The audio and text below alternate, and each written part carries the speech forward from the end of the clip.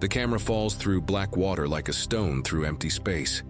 No moonlight, no horizon, just a slow, suffocating descent, until the numbers on the depth gauge stop feeling like measurements and start feeling like warnings. 3,000 meters, 4,000, 5. Down here, pressure is no longer a force, it's a law. A rule that crushes the careless, silences the loud, and keeps secrets so well that even our brightest satellites can't guess what's moving beneath us. And then, out of the darkness, something pale drifts into the beam. 2 fins lift like ears. A soft body floats like a living veil. It looks unreal, almost innocent. But in the abyss, innocence is just another disguise. We call it the Dumbo Octopus, Grimpoteuthis spp. A name that sounds like a joke until you meet it face to face in a cone of artificial light. Scientists nicknamed it Dumbo because the fins resemble the ears of Disney's flying elephant. And those fins, along with webbed arms, help it swim through deep water. The irony is brutal. In the most hostile habitat on Earth, one of the ocean's strangest survivors moves with a kind of quiet grace, as if the deep itself is carrying it like a lullaby. But make no mistake, this is not a cartoon. This is a creature built by pressure, darkness, and hunger. It belongs to the cirrhid octopuses, a deep-sea group marked by fins and by hair-like projections along the arms called cirri. Those cirri aren't decoration. They're part of a body plan shaped for a world where food is scarce, encounters are rare, and every calorie must be earned. A Dumbo octopus doesn't live in the ocean we think we know. It lives in the ocean we almost never see, hovering just above the seafloor, in water near freezing, where the sun has never touched. To understand why this animal feels so otherworldly, you have to understand the abyss itself. Imagine an alien desert, but flooded. The temperature hovers close to icy. The darkness is total, so complete that night is too gentle a word for it. Life here isn't powered by sunlight, it's powered by patience. Organic particles fall from the surface like slow snow. Dead plankton, discarded shells, fragments of bodies, thin rations drifting downward for days or weeks. Every movement costs energy. Every mistake costs life. And in that vast silence, the Dumbo octopus does something that seems almost impossible. It survives. Most Dumbo octopuses are small, often around 20 to 30 centimeters long, though reports and specimens show that some individuals can be much larger. Their bodies are semi-gelatinous, bell-shaped, and soft enough to look like they were poured rather than born. They carry an internal structure sometimes described as a cartilaginous shell, an echo of a time when their ancestors wore armor. That internal support matters because those fins need something to anchor to, like wings bolted to a hidden frame. And those fins are the first thing you notice. In ROV footage, the Dumbo octopus flaps them slowly, rhythmically, less like a frantic swimmer and more like a glider. Noé describes how these fins and the webbed arms help it move through the water. Sometimes it pulses its webbed arms. Sometimes it uses a funnel for short bursts of jet propulsion. But most of the time it seems to float with intention, steering with arms like a parachutist steering a canopy. In the abyss, elegance is efficiency. Then the light catches the details that turn cute into unsettling. Along each arm, a single line of suckers runs like buttons on a coat, and beside them the cirri tremble. Fine, hair-like filaments that make the animal look fringed, as if it's wearing the deep sea itself. Scientists still debate exactly what the cirri do.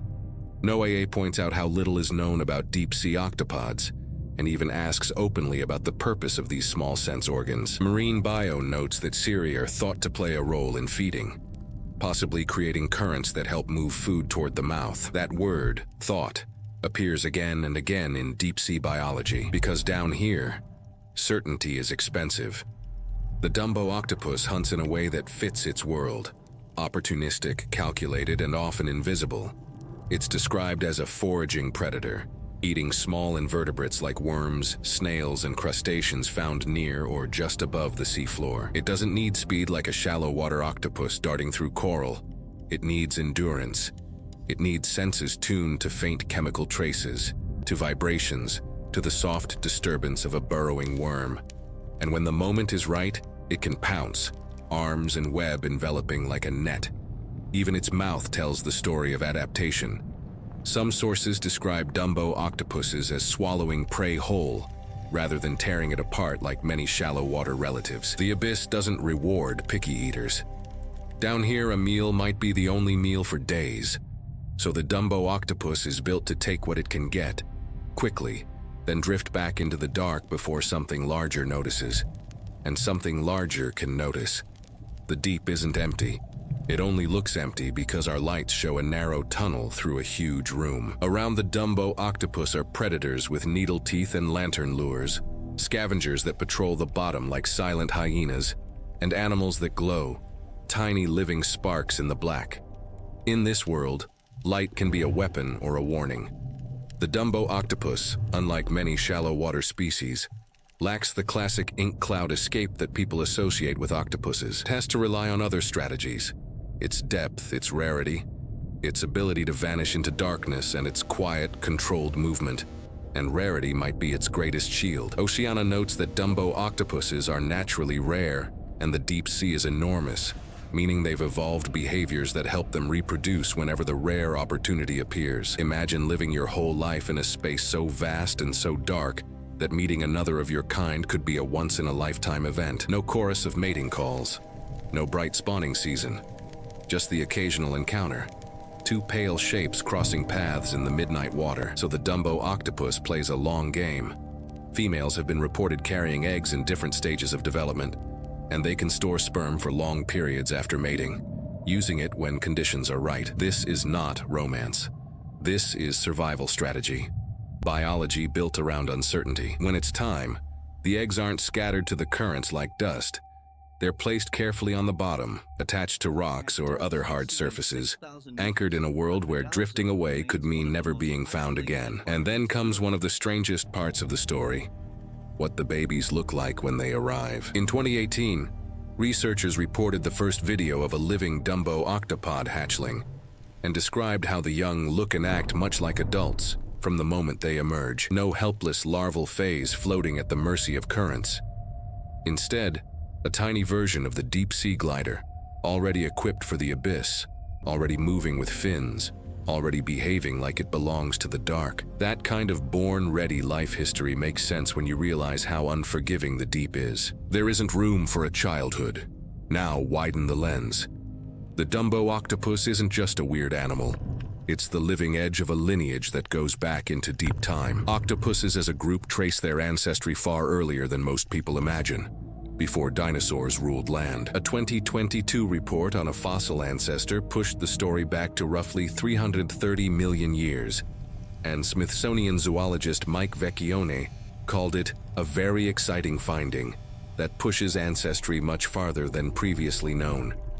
The fossil record of octopuses is painfully rare because soft bodies don't fossilize easily. But when the rare snapshots appear, they remind us that octopus-like beings have been navigating ancient seas for hundreds of millions of years. And within that broader octopus history, the cirrus lineage, finned, deep-dwelling forms like Grimpoteuthis, carries echoes of ancient design. Fossil research has pointed to an old cirrus octopus, Paleoctopus newboldi, described from Cretaceous deposits around 100 million years ago. That means something like the Dumbo octopus, fins, webbing, deep-water lifestyle, has been part of the ocean's story since the age of enormous marine reptiles. The world above changed, continents shifted, mass extinctions tore down ecosystems like storms, but the deep sea remained a refuge of cold stability. That's one theory for why creatures like this endure. The deep ocean is less exposed to the rapid swings that wipe out coastal life. It doesn't mean the abyss is safe, only that it's steady. When oxygen drops in shallow seas, when temperatures spike, when acidification reshapes reefs, the deep can act like a slow-moving archive of older evolutionary experiments. The Dumbo octopus is not a living fossil in the simplistic sense. Evolution never stops. But it is a reminder that some body plans persist because they fit a harsh niche so perfectly that there's little pressure to change the fundamentals. Then there's the biggest twist of all: just how deep this animal can go. For a long time, scientists debated whether cephalopods, octopuses, and squids could truly inhabit the Hadal zone, the deepest region of the ocean beyond 6,000 meters. Nets and trawls brought up specimens from trenches, but skeptics argued those captures could have happened during descent or retrieval, muddying the evidence. In 2020, a study by Jameson and Vecchione reported direct in situ observations of a cirrus octopod, Grimpatothus spe, at 5,760 meters, and, more astonishingly, at 6,157 meters in the Java Trench. That deeper sighting was described as the first unequivocal imaging of a cephalopod at Hadal depth. Think about that number: 6,157 meters, nearly 7 kilometers down. A place where the pressure is so extreme it can deform metal and where the temperature hovers just above freezing. The researchers used autonomous landers, baited camera systems deployed during the 5 Deeps expedition, dropping into the trench with sensors, lights, and mackerel bait, then waiting in darkness for hours. Not chasing the animal, because you can't chase something in the Hadal zone. You can only arrive, become still, and hope the deep decides to show you what lives there. And it did. At the 5,760-meter site, a single Grimpatothus appeared more than 2 hours after the lander reached the seafloor, lingering in view and apparently foraging around soft sediments. It wasn't panicked by the bait. It wasn't frantic. It moved like something that has never seen sunlight and has no reason to fear our machines. Because our machines are just another strange object on the bottom, temporary visitors in a world that will outlast them. Elsewhere, in slightly shallower abyssal depths, submersibles and ROVs capture glimpses that feel like supernatural encounters. Nautilus Live described a ghostly Grimpatothus drifting past the camera, flapping wing-like fins, then inverting its webbed arms and ballooning out to reveal rows of suckers. In that moment, the Dumbo Octopus becomes 2 creatures at once: a gentle glider and a sudden expanding net, a soft-bodied umbrella opening in the dark. It's a reminder that even rarely seen doesn't mean harmless. It means unknown, because unknown is the currency of the deep. Scientists still ask basic questions about these animals, questions we'd consider solved for creatures in a backyard pond. How good is their vision? NOAA openly notes we don't know how well those large eyes see, and questions the role of the cirri as sense organs. In some deep-sea octopods, eyes can be reduced, tuned more to detecting light and shadow than forming images. In the abyss, seeing isn't always about detail. It's about detecting the faintest hint that something moved. So the Dumbo Octopus may be sensing the ocean the way a blind person reads a room, through pressure changes, water movement, chemical gradients, and touch. Every arm is a probe. Every sucker is a sensor. Every cirrus is like a fine antenna. When it hovers above the seafloor, it's not wandering, it's scanning. In a place where food can be separated by kilometers, you don't hunt with speed, you hunt with awareness. And awareness comes at a cost. The deep sea demands energy efficiency. A gelatinous body reduces the expense of building heavy muscle. Slow fin beats conserve oxygen. Hovering near the bottom lets the animal exploit a boundary layer where food and scents collect. Even the decision to be solitary makes sense. Social life is expensive in a world where encounters are rare and distances are enormous. But the ocean doesn't care about logic. It cares about trade-offs. A Dumbo octopus has few defenses against a determined predator. It can't ink a cloud. It can't vanish into a coral crevice the way reef octopuses do. Its safety comes from depth and from being hard to find. Oceana notes that due to their preference for extreme depths, they're very rarely captured in fishing nets and are probably not threatened by human activities in the same direct way as shallow species. Probably. That word again. Because the deep sea is no longer fully beyond our reach. We are sending more machines down there every year. We map seamounts, prospect minerals, lay cables, drop landers, and film creatures whose entire evolutionary strategy was built around being unseen. Even if we never touch them, we change their world with sound. Low-frequency noise that travels far in water, turning silence into a distant, constant hum. The abyss has always been dark, but it used to be quieter. That's why Dumbo octopuses matter to modern science. Not because they're cute, not because they trend online, but because they are proof that complex life thrives under conditions we once thought were nearly impossible. The Hadal observations of Grimpatothus don't just expand a range on a chart. They expand the known limits of cephalopod biology in crushing pressure and near-freezing water. Every time we find a cephalopod deeper than expected, we learn something about proteins, membranes, metabolism, about what life can do when forced into the margins. And the myths follow, as they always do. Humans have always projected monsters into the sea, krakens and tentacled horrors rising from black water. But the truth is stranger than the legends. The deep isn't full of giants waiting to swallow ships. It's full of small, precise survivors, animals like Dumbo Octopuses, built not for spectacle but for persistence. Yet the eerie beauty of a finned octopus drifting through darkness still ignites the same ancient feeling in us that we are not meant to see this. Sometimes people watching live expedition feeds gasp and laugh when a Dumbo octopus appears. The reaction is always the same: disbelief first, then wonder, then a nervous kind of affection because it looks like it shouldn't exist. And yet it does. The Natural History Museum even notes it's often called the cutest octopus, while emphasizing how much remains unknown. That split, the cute and the unknowable, makes it unforgettable.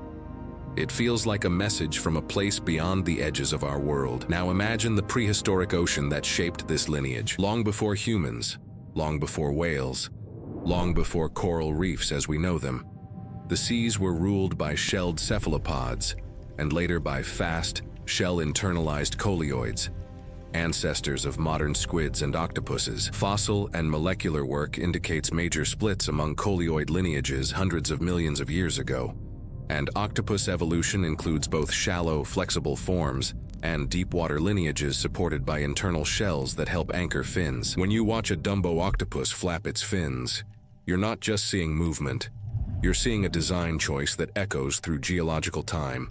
So why did this creature, or its kind, survive while so many species vanished? One answer is the deep sea's brutal stability. Another is the Dumbo octopus's extreme specialization.